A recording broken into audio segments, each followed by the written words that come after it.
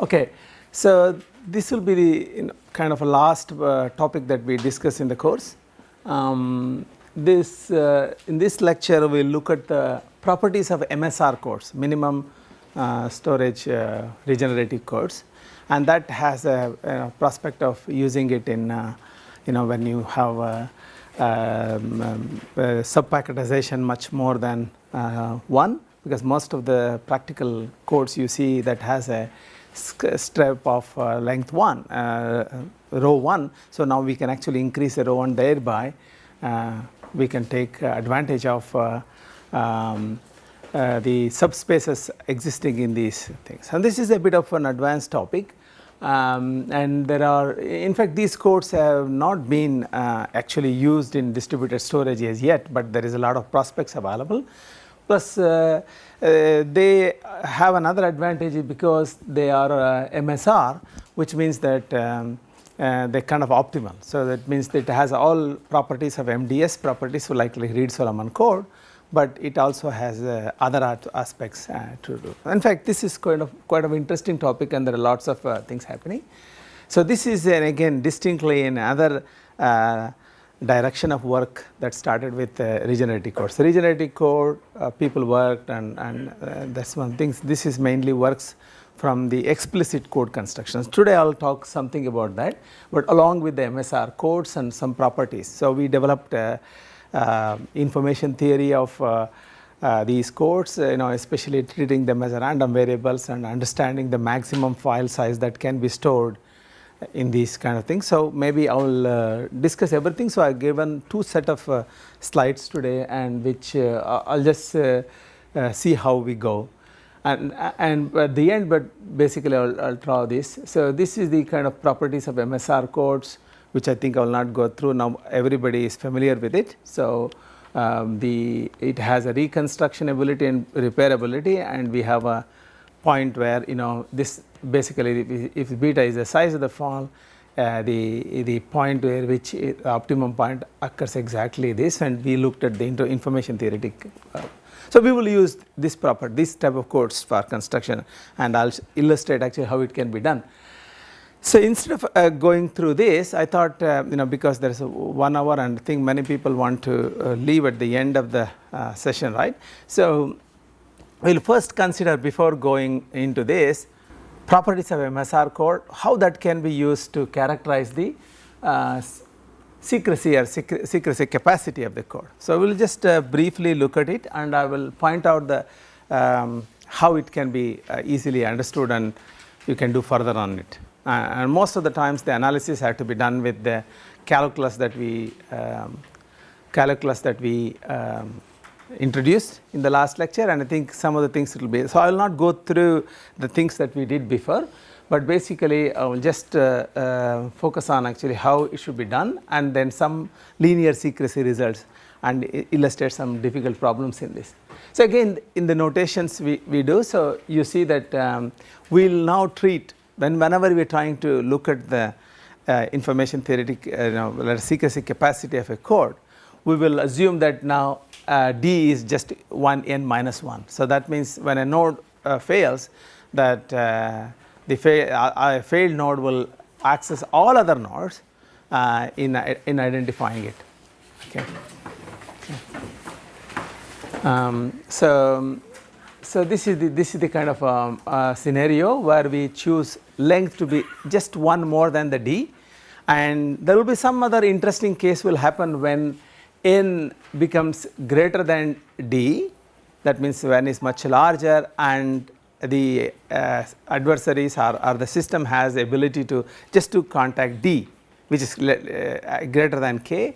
So this is the kind of scenario where these things I think we all went through. So for example, treat every node as random variables, okay, where any y is a random variable, and obviously the entropy of that is alpha, because that's alpha symbols are stored in it. And similarly, you take about a subset of A between 1 to D plus 1. Now remember, n is D plus 1, okay. Denote the set of random variables correspond to the node, and throughout the paper we'll in these things, our thing, we'll see the subscripts can represent either a node or an index. So whenever in our paper, which I am going to refer to at the end, will have either this particular notation is used. If it is W of an index, then it is a node. If W is of a set, it is a group of nodes, because we need to investigate actually how much of entropy present in those variables, and that's why it is need. Another type of technique that we need is basically to have Sij, which tells you that the random variable corresponding to the data symbol. So now we are going to model how much of how many bits are coming from these nodes to the another node. So this we saw, right, and this is bounded by beta, because the beta symbols are downloaded.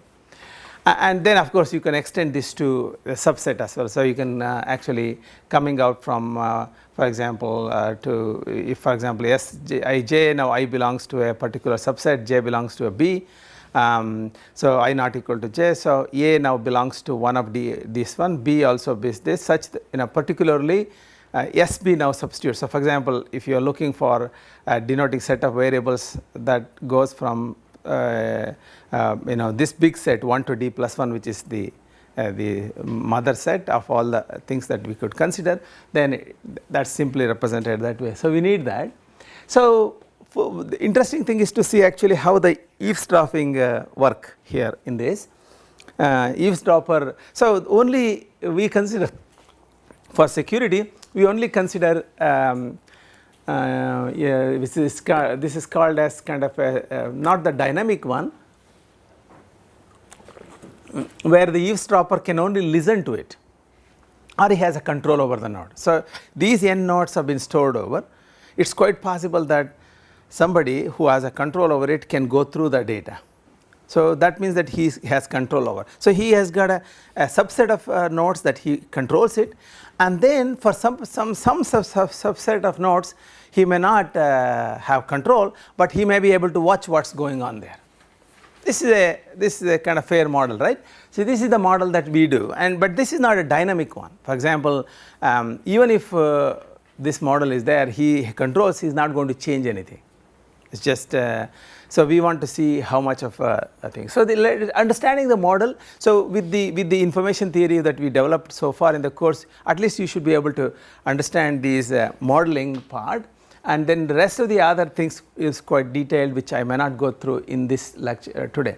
So if you take about that, let's say now we have I'll write it down here so that we'll not.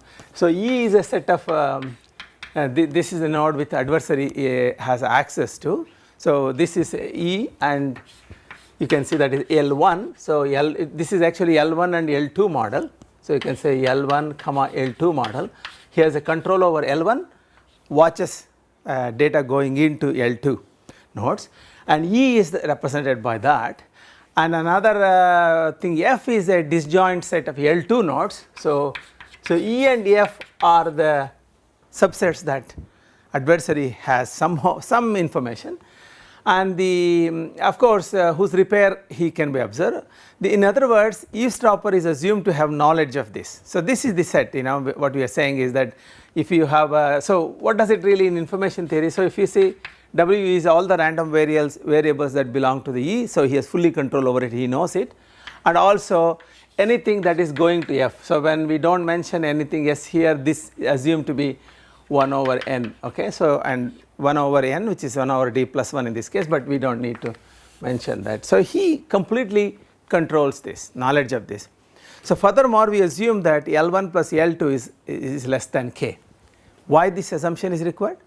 Complete downloaded, and so obviously it's not secure at all, so you can't have it. So we assume that it is always L1, L2. This is quite essential. So that's why in that case now G is the complement of all this set. So G is something that adversary doesn't have a thing. So you can say you can think of it as a complement of E and F, okay, E and F over the whole size 1 to n, okay. So this is basically precisely you take G is a subset here, which is you subtract E union F. So, okay. So, that, and of course, the size is L minus 2. So, you can see that the what will happen is then the information theoretic expression, we already looked at it last time. Alpha has to be minimum, in this case my d minus k plus 1 times alpha beta, because it is MSR code. And then if you look at the entropy of all the any k elements I1 to ik, where ik is some indices within the this set, any k will get you the whole file. So, it is k times alpha, it is clear.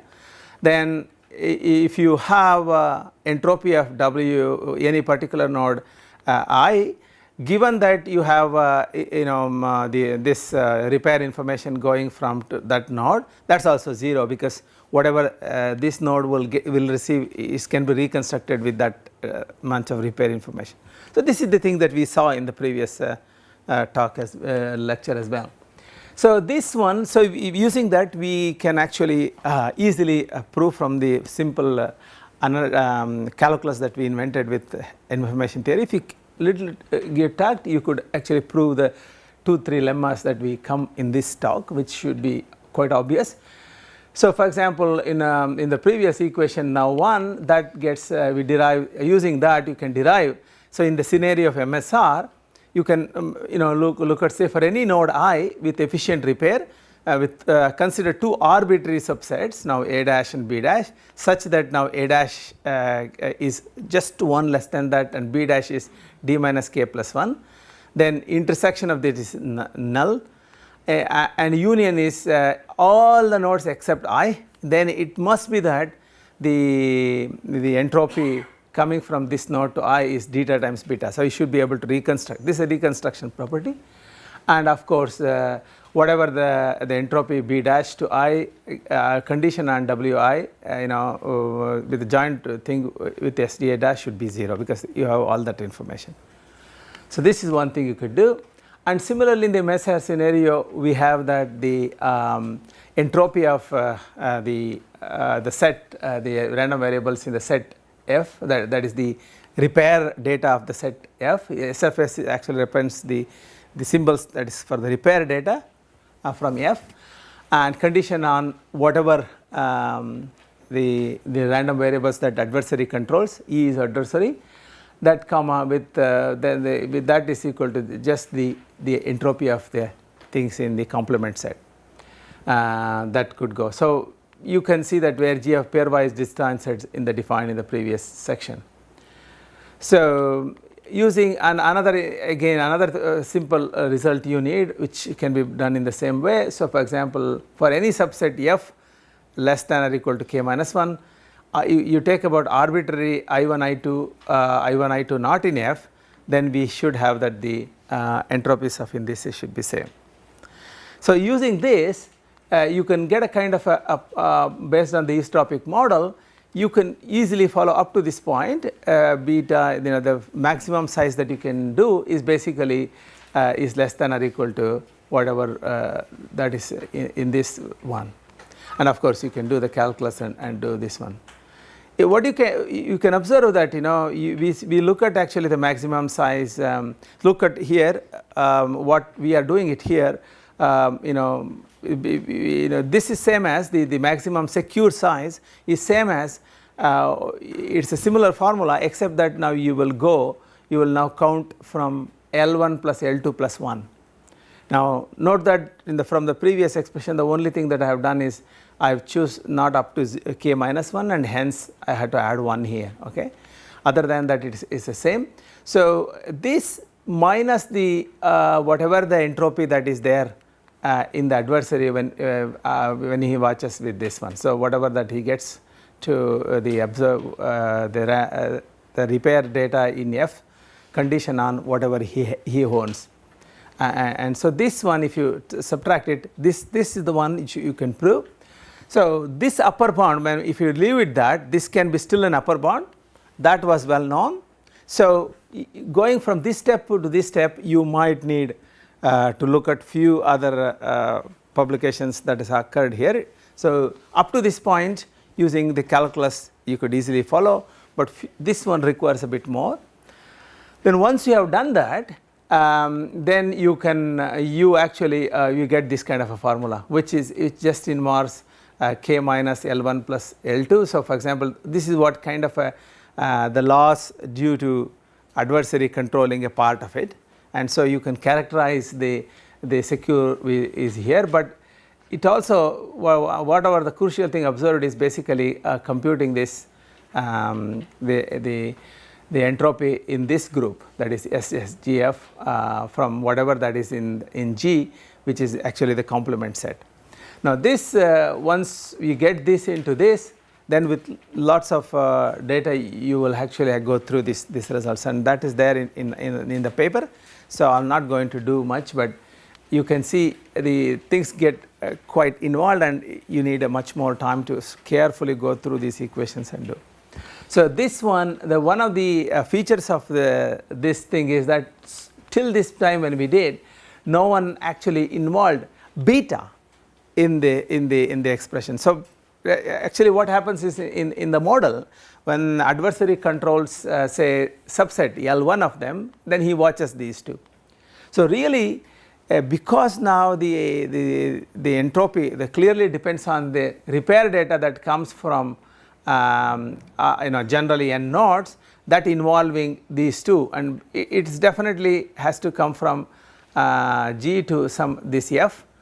This is the set that he can watch, and he can get only from a beta, like it's basically beta symbols, right? So somewhere all the previous analysis ignored the beta, and so with the information theoretic thing we did by looking at the random variables coming from one node to another as a beta, which you will see in the next lecture, what are the things, like for example when you define with alpha, they are all the symbols, and beta has to be a multiple of 1 or 2, it should be integer value, and this is possible only in a linear case when the code words are just simply expressed as a linear sum of the previous ones. But there exists, for example, if you analyze properly, if it is a non-linear code, and then the beta can be a fraction, and then all the analysis we do is not going to hold, and the analysis can become very complicated. So we couldn't just claim it for the general one. So but most of the codes that you use is linear. And what you do, the advantage of this is that when you have something like this, then a normal technique to make it secure is by for example you have a data file, and that data file can be written as some kind of a tuples, and you intentionally add some random number as a part of the data, and you then try to store that in the file, and what you basically need is that the secure capacity should now depend upon how much random numbers you add, and so that the adversary will not get any. So I haven't discussed the other type of secure codes that people talk in literature by Silverstein or some other number. They actually use Gabudidin code to add randomness to the Reed-Solomon code, and it's a lot of literature is there, so I haven't done that. But here Gabudidin code, which is basically you can now treat Reed-Solomon code in another different way, so like a subspace format. So that can be you can get some information, and I can provide those things later. But with whatever MSR codes we used, we can come up to this point. And so living at this one, so for example, you can see that the lots of actually work has happened. So basically initially they come up with a very loose bound that secure is less than this, and most of them, these people, some of these people actually observed that there is something with beta. It's only we actually characterize this data fully. So it means we will be able to characterize the entire part of the MSR code under the eavesdropper model. Now this is a work, it's a bit of theoretical work, because in practice you don't know whether the eavesdropper model is the best one in the thing. Some people, let us say if the adversary has some control over it, he might even make some errors in it, right, and that should be detectable, and so then you have to take a dynamic adversary. So these are all static adversary who can only watch, and he's that kind of a model is done. So in some sense it's in a good application of information theoretical techniques to do that. So that's why I thought I mentioned this as a properties of MSR codes, and this, and right. So we will come back to our here. So this will be continuation of, for example, when you want to create a distributed storage technology, and you want to have optimal update our codes, and we want to now use it in practical distributed storage. So I'll give you our own new framework that helps you to give an explicit construction of these codes. There are many constructions, So one of the things that you need to watch in this space is how are the codes are written. The codes are either low rate, like for example, if it's a low rate, k by n is less than half, and in this case there are constructions, but this is a product matrix constructions such as that, we will not worry. But what is really desired is to have a high rate codes. In high rate codes, what you need is basically the length should be, k by n should be greater than half. So that means you don't want to, for example, in yesterday also I mentioned about in PMDS or even in RAID. So most of the time people would like to say maybe correct one erasure, or maybe correct some maybe 2 maximum, and so that's a kind of the practical scenario. So you would like to grow in a small number of erasures to correct, maybe it's not definitely function of k. So when it's a low rate, the actual parities will be almost too many parities will be there, and so that is not desired. So what is desired in practice is this, and so how to construct that was a big topic, and the first new approach was given by this Long-mds and zigzag codes. These were interesting because the k in this case n, k and d, it requires also small finite field. Small finite field is interesting because then you can easily implement these things on the system. But it requires but for example in Q3 n minus k could be 2, but the problem is with alpha, that is the size of the finite field used, that actually grows sharply with the increase in k. So R is actually n minus k to the power of k minus 1. So this alpha, the size of the thing is in zigzag code n minus k to the power of k minus 1. So as you increase say, so for example because it's a high rate code, n minus k is too large. Do you see the point?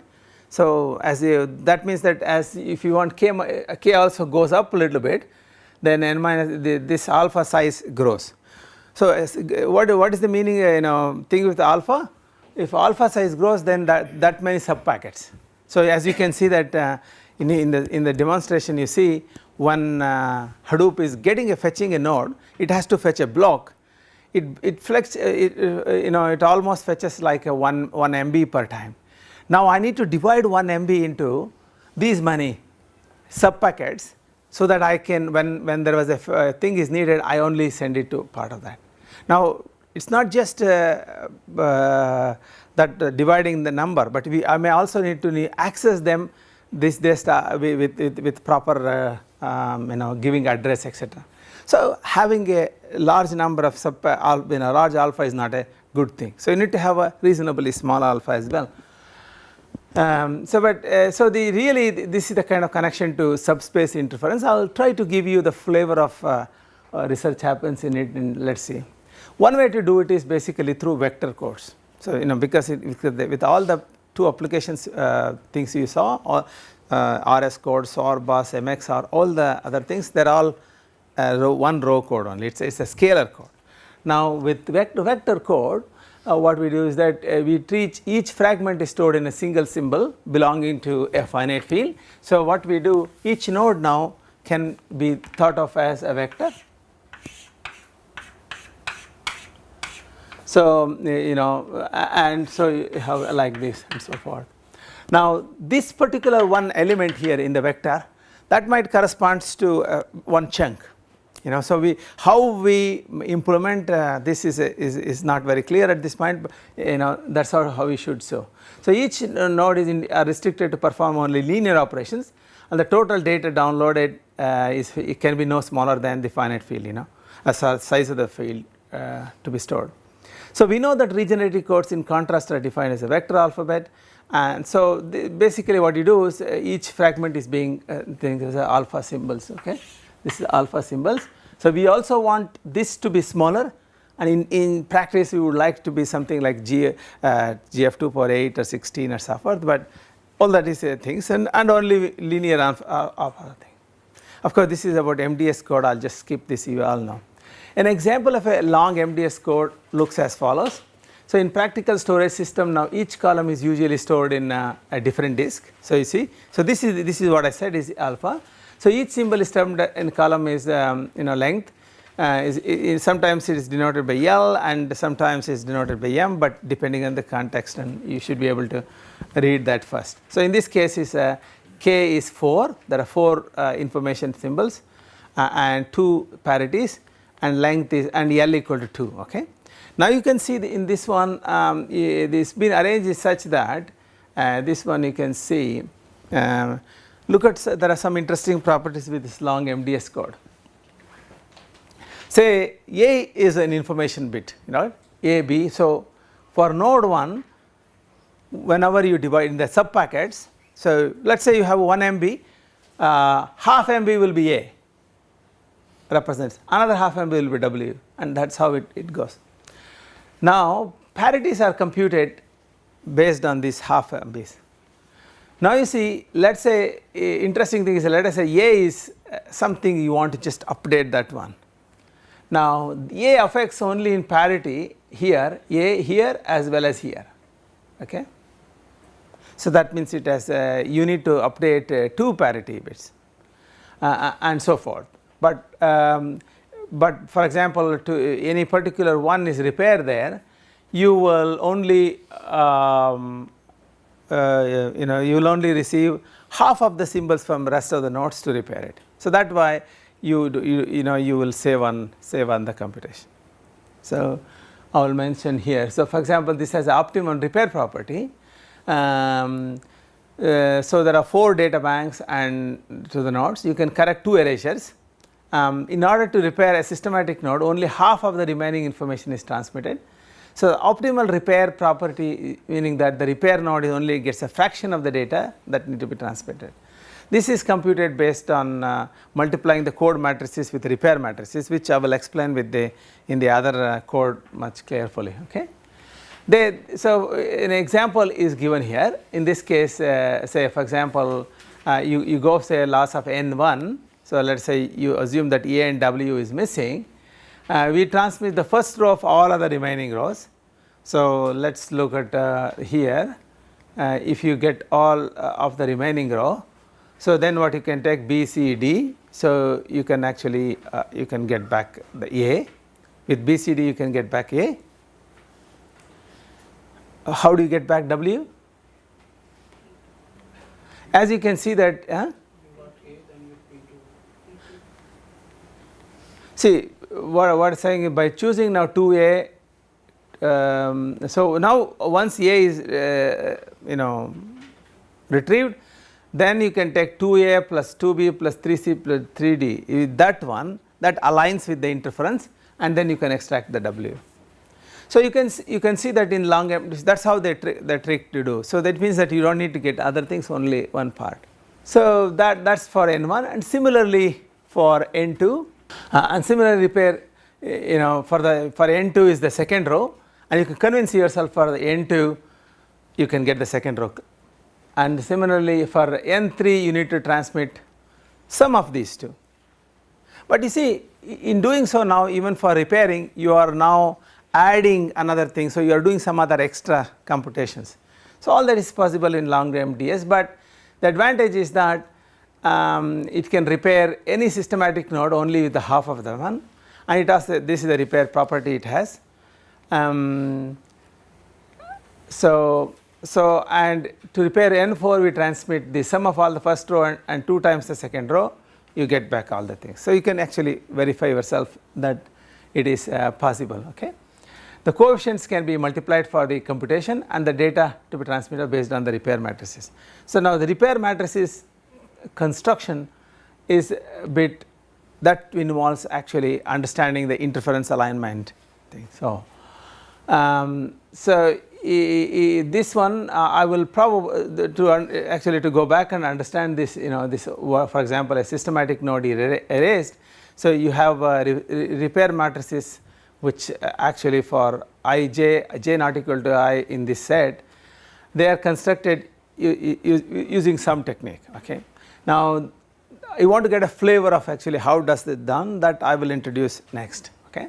So because this only does one thing, but it's not, for example, even it has some other deficiencies in the sense that sometimes to repair node you need to do some operations locally and before sending it.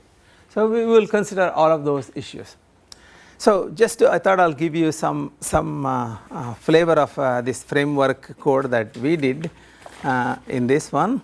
So you take about, for example, here. So let's see, we'll try to understand all the notations clearly here. Let Q be a prime power here. So Q is a finite field order with Q elements. So we don't care what finite field, prime power. So prime power means it's a p to the power of something. So and you may be worrying, oh okay, my data block is all binary bits, but it's none of the case. You can choose 2 power something also, yeah, but otherwise this is true to illustrate the idea. And you choose now, because I use L here, FQL be the vector space of dimension. So just to represent now, we consider now vectors of over this field. That's very clear. Now file size now has to be m equal to k times alpha. So this file size is k times alpha. Now the files are now represented as fq times k alpha. So all k can be partitions into k parts. So you can say f1, f2 to ft. So f1 is f1 is a vector. So you can take as f10, f11, f12 up to f. Pardon?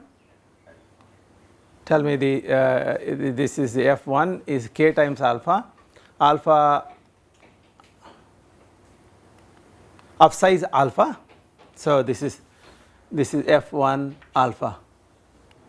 You got f1 alpha elements, and each this symbol. Now this is what f1 as a vector. Okay, and similarly you can have f2 up to fk. So that each vector now is a particular node.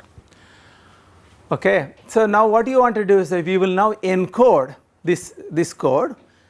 So you got to encode this code with k plus 2. So you're going to, in this case we only create 2 parity nodes. So the first k nodes are given by f1, f2 to up to fk in an uncoded form. Parity nodes are a linear combination of f1, f2. So without mentioning it, I won't mention it as an underscore. You should, all f1s is a vector. So if you don't have a vector, you'll have a confusion there. So without loss of generality, I can consider k plus 1 and k plus 2 is simply in this form.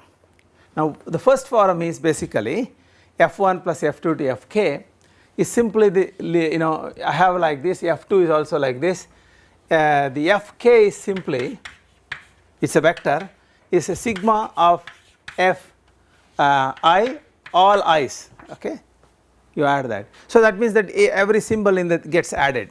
Okay, is that clear? Now that can be obtained by just multiplying identity matrix to all of this. Now for fk2, it has a much other linear rich structure that it has a ai times fi. So for some alpha by alpha matrices. So alpha by alpha is a that matrices which is called a coding matrix. Now to see this one how it works, and I'll probably put some examples there so easy to follow. Let's say for example m equal to choose now so for example, so let's say this is the structure of the code will look like that. So you got f1 f2 to fk, the first k systematic node, second parity node will be this. So you can treat this as instead of AIs are the coding matrices, here you can think as a simply identity matrix everything. It's a sigma of all of that. So as a vector they get a checksum, and here A1 can be a linear combination of that. Okay. Now A1, an example A1 for example in one example could be is like this basically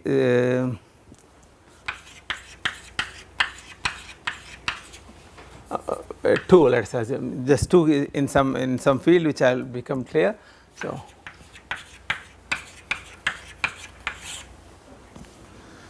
okay, so what does this will do, this kind of a matrix, tell me. If you notice this matrix, what kind of a matrix is this? Permutation matrix and multiplied by some element. So usually in our design we will take these to be permutation matrices, and so with this what happens is it picks up only certain part of the vector, so that means certain subspace of the vector, and they gets added and you get back the thing. So for example first element of fk2 could be the third of the first one, A2 could be in A2 it could be second and so forth. So appropriately you can gets added up. Okay, when I give the full example you will come to know. Now I am saying that without loss of generality I make this to be here have identity matrices, here is some general matrices, that is clear. So why because let us assume that you have a code where even fk1 is given by some b1 plus b2 to b1 times f1 plus b2 times f2 up to bk times fk, assume. Then because that should be non-singular we want to get a thing, so you can multiply by its inverse, and so any k plus 1 k minus 1 can be converted into a form where the first one is simply sum of them using that form. So you can see the argument that that's pretty easy. So but it's, you can now assume that, and this helps because the first parity has to be simply sum of all the things. So in case of one parity adding will help actually. So this is also good. So this is a general structure. Remember I have a completely general here. K is general. Of course I will have some, I will get some constraints on K, Q, L and so forth, but this is the kind of a framework. This is the framework to construct things. Now so what I want to know is that how I should, so really the technique is how I should choose those matrices. Yeah, such that. Now reconstruction, so but the problem is that you have F1s, I'll just put back the things here. So here I got F1, F2 to Fk, and sigma Fi is a simple thing. Sigma Ai Fi, okay, the Ai is a k by k matrices, alpha by alpha matrices. That is that's the one node. So k node plus 2 plus node. Okay, that's the structure of the code you get. Now how should be there? So you take Ai. So any Ai should be invertible when connecting a node belonging to the set. Because you want to find, once you have put under this, you should be able to, any k you should take and you should be able to reconstruct it. So you take 1, 2 up to k plus 1 or one of them, any set belonging to this without I, or 1 plus k plus 2 without I. Okay, so there are only, see 1 plus 2 up to k plus 1, they are all the elements with the involving only the parity, and without I are 1 plus k plus 2, because sometimes one of the other nodes may go. So or for any ik this should be invertible, And we want another one, ai minus aj is also invertible when connecting nodes belong to the set where I j not equal to a in this set. See that these two things. So you put these conditions and you want to make this, we will try to do that. So with now we will start putting some MSR constraints in it and systematically construct these situations. Here that is a bit tricky. So any MSR code with C with MDS property, I already explained R1. So R1 actually makes you tells you that because AI is all comes from because of a so is that clear, this idea R, yeah. So the reconstruction actually means that, so let us say SI need to be created. This is what A invertible, and so these are the constructions you do. Now what I want is that, so basically I actually if I give the example that will become much more clearer now. So another thing that what I want is I also want some kind of a repair matrices. So what do the repair matrices, how does it they look for? For the repair matrices, as I explained in the previous example here, you think about here, we were only picking up half of the symbol. So we should be able to actually pick the half of this vector for the repair thing. Now how do you really do that is by constructing some matrices, like for example, so let us take some example. I gave one S1, it could be something like, if I give this example of a code, then you will understand. This is just say 1001. What will happen if I multiply S1 with this kind of a vector?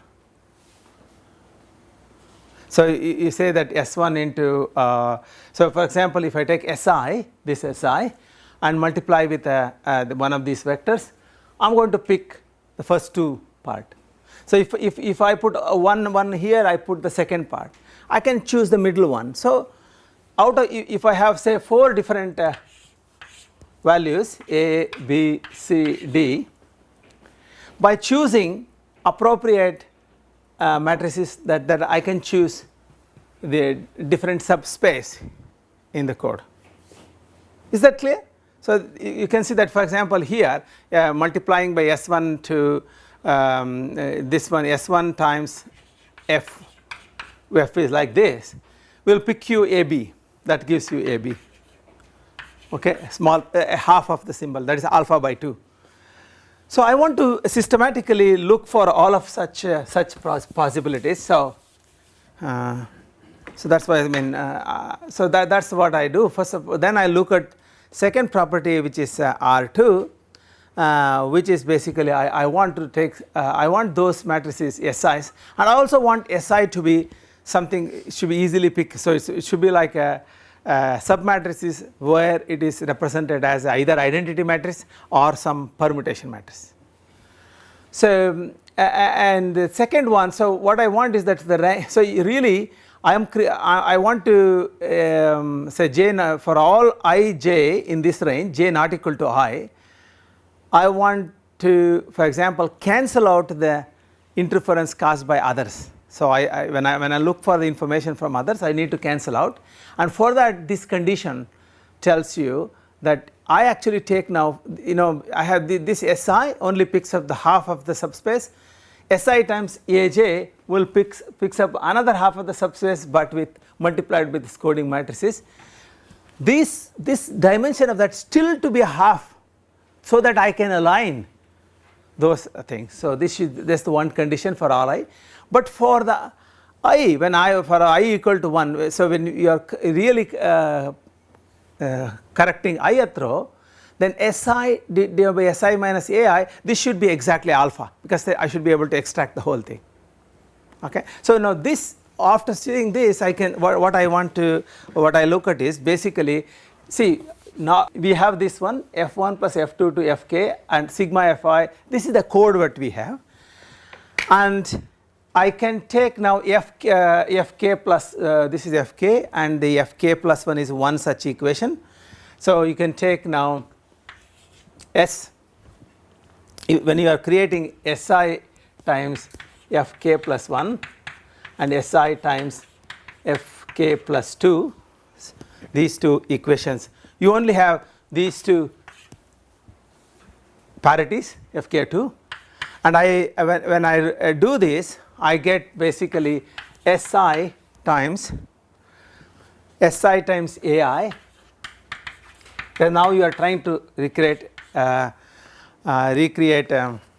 this node, that's f of I plus sigma j equal to 1 to k and I j not equal to I. You have Si and Si times a j by Fj. Okay.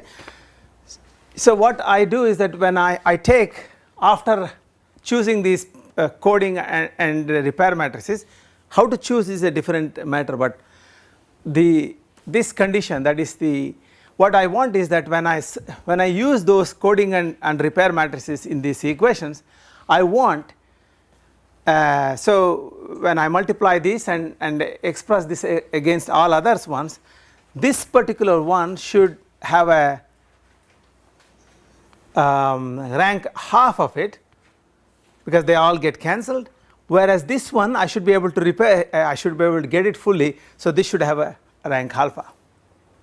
So I need to actually find these values, and each row of Si has only one non-zero element, so that's why when I am choosing it, I only choose one of them, not everything. So that also makes it become simple, and each column has only non-zero, each column of NZ also non-zero element. So I now look for, like for example, if you have k equal to, say, when we are think about, let us say you formulate it this way. I am just putting simply requirement from reconstruction point of view.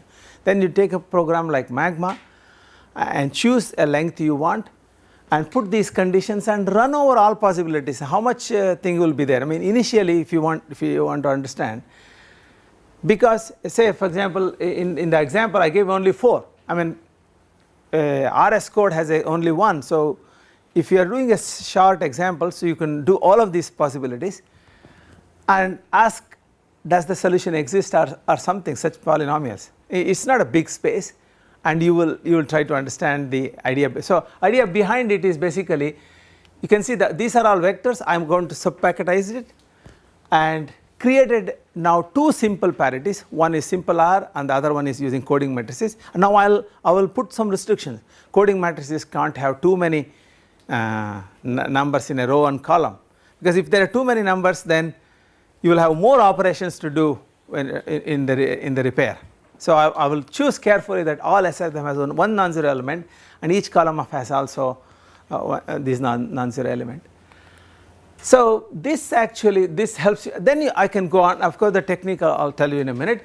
But the two important properties that come out of that, why we are trying to do in this framework is through these two things. First one is called optimal access property.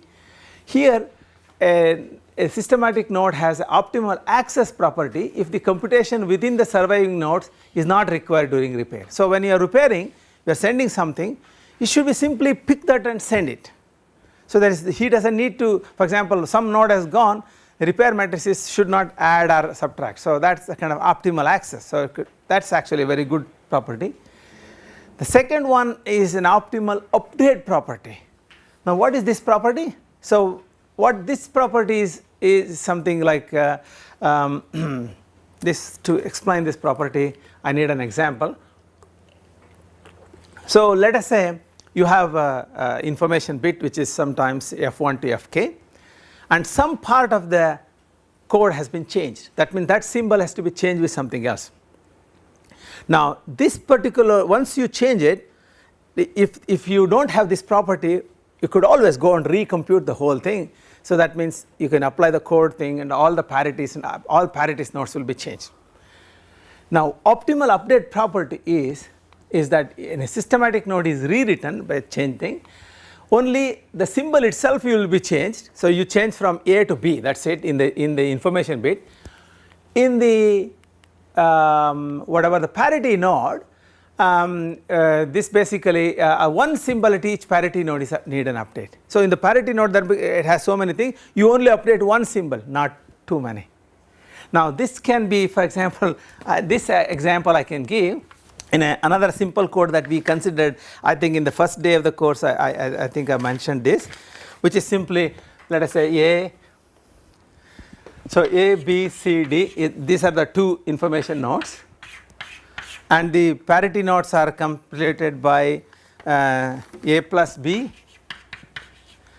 A plus 2D, and C plus D, C plus B. So for example, A is changed, that means I can only change only this symbol and this symbol, only one symbol in the parity node is changed, not the other one. B is changed, only one symbol in the things is changed. D is changed, then only these two are changed. C is changed, only this and this is changed. So within the parity nodes, a change in the symbol only allows you to change one each. Okay, so that property also is, and you can see why when we put these conditions, we want all Si to be have equal to 1, and some of these will have this property. So if we get a solution over this problem, these two properties will automatically come. So there is no, you don't need to work hard. Yeah, so that's the idea. So for example, with the Long-mds code, they achieved a high rate codes meeting update property, but they had a high sub packetization size, which is actually a power of r minus k. Now even this code, whatever we do, has k, but that's actually a function of k as opposed to n minus k. So that way it simplifies a little bit. So these are the new useful properties. So really two useful tools we're going to use. First one is a invariant subspace where a matrix A. So because I could actually go through these ones and simply give a kind of mathematically say, okay, I do it and everything is fine. Because now these are matrices, sometimes it's hard to imagine, so that's why I gave some of these examples to keep it in the mind. But now let's come back to this. How do you really do that? How to do that? First one is basically using an invariant subspace. So what we do is that if you have a matrix A, so we say that span of A is the vector space spanned by all rows. Obviously the span of A, so let's say you have a matrix A, the span of A is all the vector space spanned by the rows. So for example, what is the vector space rows by this matrix?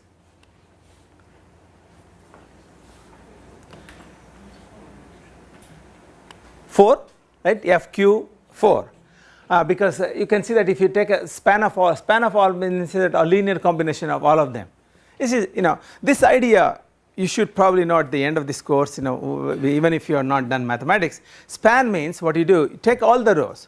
So all the rows are there in the span, then any linear combination of these are also in the span. So if this is there, means whatever that is there in that space is always there after that, you can get added. If there is one here, that means that will be one that will go. So obviously this will have FQ plus 4. So obviously the span of A is the rank of A. So this the invariant subspace we look at in that technology, we will look at very clearly how to identify these and so forth. Okay. The other type of thing that I do, because I want these kind of matrices to play around with, I need some kind of a basis vector.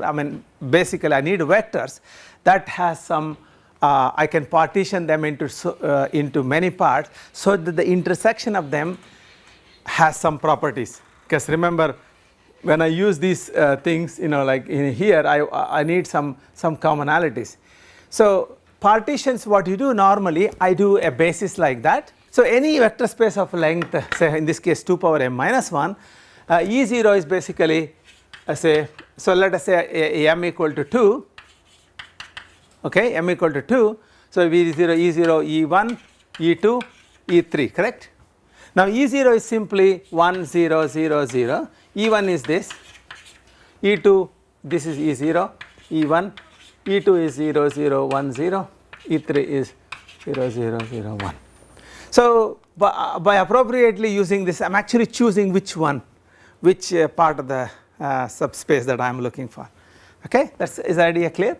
Now, so after going through that, so how does the code look like? I mean, first of all, even before understanding things, first you should have some idea of how the code looks like that.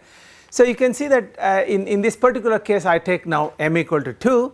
That means that I get the alpha to be 4.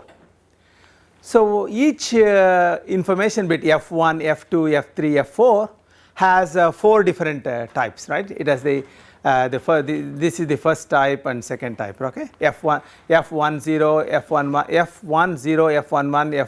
F13, F20, F21, F22, F23. So it could be anything. Let's say, but you have a kind of, you think like a kind of a holder, okay? So you can, each one is kind of a placeholder that can take any elements, and what this the R is another code which basically which is our fk plus 1 symbol, in this case f5. This is simply the sum of all of this in the same rows. So that's not mentioned here. It's very clear. Okay. What is important is basically what do we add as a checksum, the information for the second parity. This parity actually it is obtained by multiplying coding matrices for A, coding matrices for A2. So that means first one into A1. So like you remember we had this one. This one is simply I'll repeat this one. This one is how much? Basically F1 times A1 plus A2 F2 A3 F3 A4 F4. I choose A to be of that type. With that what happen, and that's what the Z would be. Now what this tells you is that, for example, when I met F1, I might basically collate all the terms like in this one. So this will be collated in the first row, this will be collated in the second row, and so forth. But in A2 this gets added with the third one. So you know the A2 it will be coming out like this. So when it's added, what you actually get is all the, for example, this symbol, this symbol. What is this symbol? So for example, you think about heart or any one of them, all the heart symbols, they are related by some equation. All tree symbols related by some equation. So you can create them, and so I have now many partial relations over it. So if a particular whole node fails, I can actually recover it much faster. That's the kind of idea. So this is what they say. Each element is a linear combination of systematic elements, a same symbol. So if you have a same symbol, each one is. This is how it happens at the end. But how do you really construct them? That involves applying this particular. So for example, here I take A1 to be. I choose to be. Say for example, is I choose in this particular example. I choose m equal to 2, k is equal to 2m, and so n equal to 2m plus 2. Okay. Now alpha is 2 to the power of m, which is 4 in this case. Okay. And I have already showed you E0s is basically 1 0.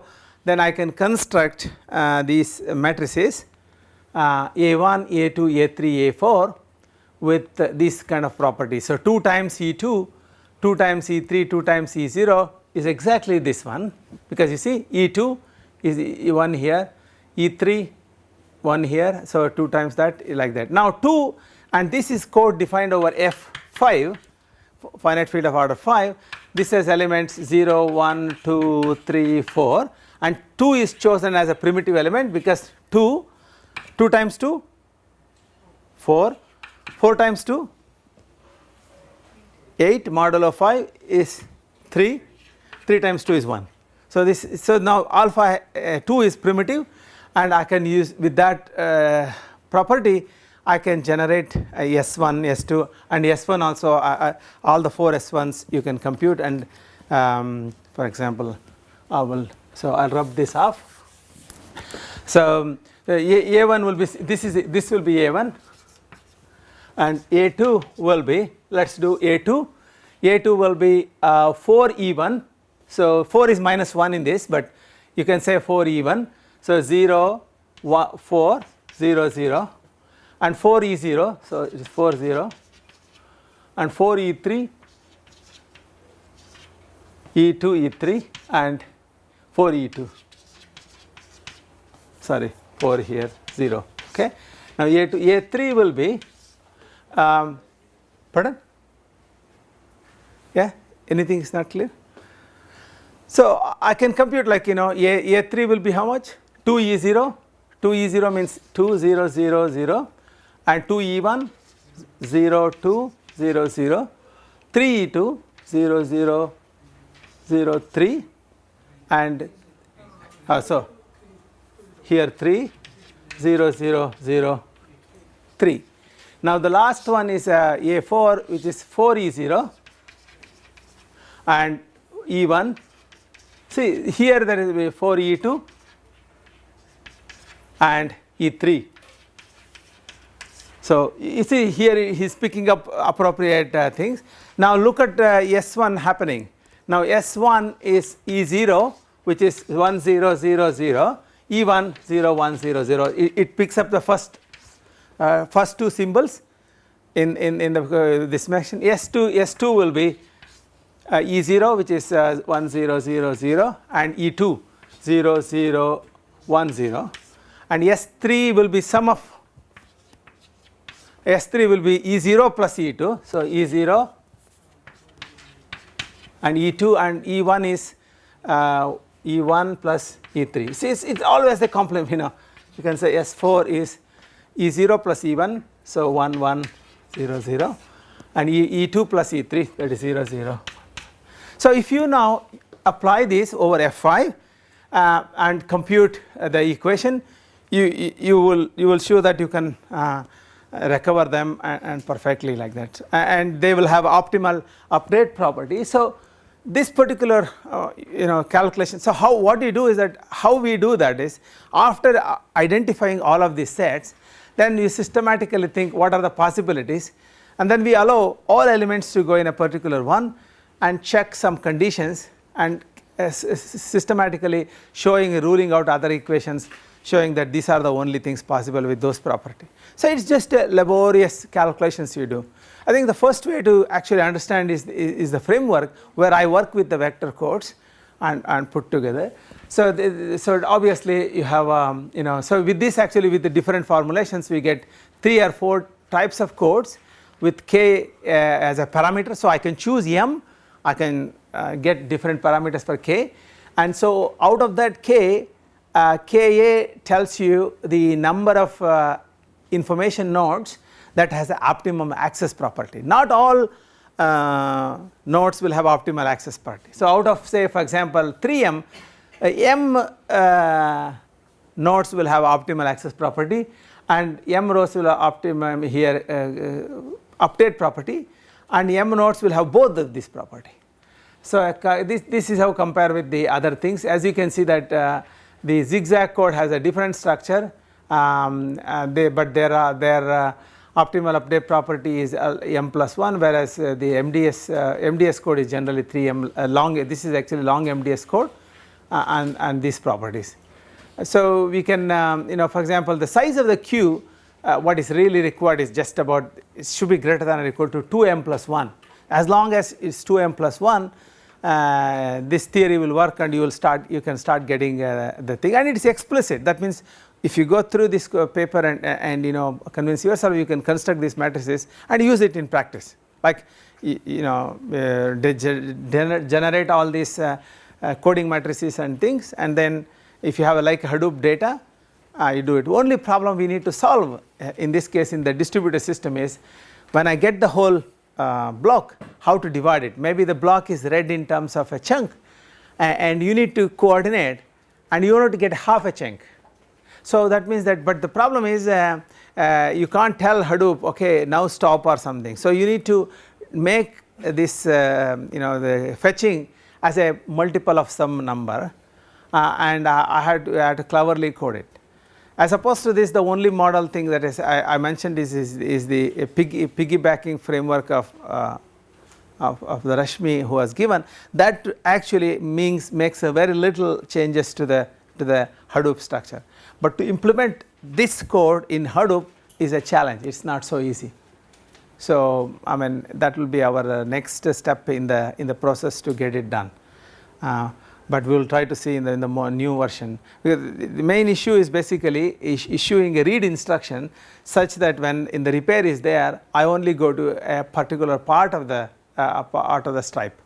So how do you now arrange the bigger block such that I'm able to actually access the half of them easily? So then that's the challenge in implementation.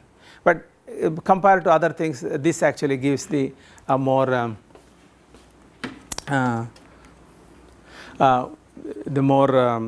possibilities. Okay, so this is what the idea of this type of a long that is the high rate code. The first came up with the Long-mds code and zigzag code, and our paper has that most information you could go through. And in fact, you could extend this thing to not only to 2, you can extend to 3 and k. Then the theory becomes much more complicated, and there are more work is there. And so, in fact, my collaborators on other work, they have actually updated this design as well. So those are the things.